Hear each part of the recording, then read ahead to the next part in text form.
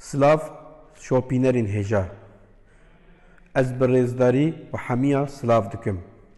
Wekî ku hûn jî dizanin, Federasyona Futbolê ya Navcihanî FîFAyê îsal Zaxosporê ji bo xelatên salê destnîşan kiriye. Werin em hemû Kurd dest bidin hev û dengê xwe bidin tîma Kurdan, tîma Başûrê Kurdistanê Zaxosporê. Her bijî Kurd û Kurdistan. Niha em denga xwe didine tîma Kurdan Zaxoyê.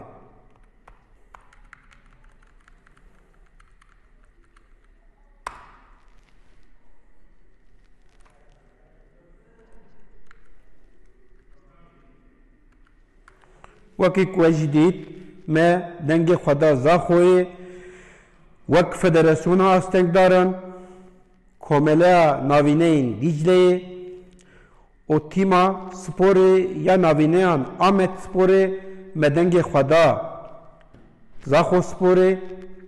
Em hemû gelê xwe jî dawet dikin ku dengê xwe bidin Zaxosporê. Silav û rêz.